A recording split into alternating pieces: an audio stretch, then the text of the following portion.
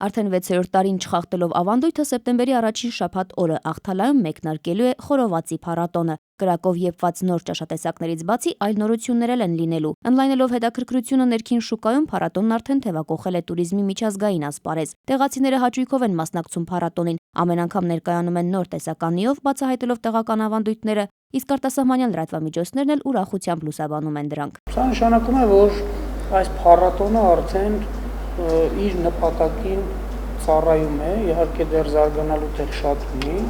ավելի ճանաչելի պետք է լինի։ Փառատոնը կայացածներից է, հավելում է Ապրեսյանը։ Այն նպաստել է նորերի կյանքի կոչմանը, ինչպիսին ասենք Սարդարապատում անցկացվող տոլմայինն է, Լոռու մեկ այլ Օձունի գանձերը կամ ասենք Տավուշում անցկացվող մեղրի եւ հատապտուղների փառատոնը, իսկ Ջերմուկում նախապատրաստվում են ձմեռային ձնեմարդու փառատոնին։ Փառատոները նաև շատ լավ արդյունավետ միջոց են համաշխարհային շուկայում երկրի Հայաստանի եւ այդ հյուրընկալող համայնքների ու շրջակա համայնքները գովազդելու առումով։ Նախորդ տարի անցկացված Խորովածի փառատոնին առաջին անգամ մասնակցեց The Beautified Project Rock խումբը։ Շատերը քննադատեցին Խորոված բառը ռաբիսի հետ համեմատելով։ Անդրե Սիմոնյանը փորձում է կոտրել կարծիքը։ Արտասահմանում խումբը բազմաթիվ բարբեկյու փառատոնների է մասնակցել։ Ես փորձեցի իմ աջակցությամբ ժողովրդին ցույց տալ, որ դա ուղղակի այդպես ռոպագանդվել է Հայաստանում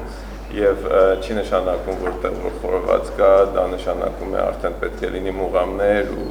հեռանանք մեր հայկական մշակույթից։ Սիմոնյանը պատասխանատու է փառատոնի գեղարվեստական հատվածի համար, խոստանում է այս տարի եւս հետաքրքիր համերգային ծրագրով լրացնել փառատոնի երաժշտական հատվածը։ Թերեզա Կադայևչյան, Ժամը լրատվական։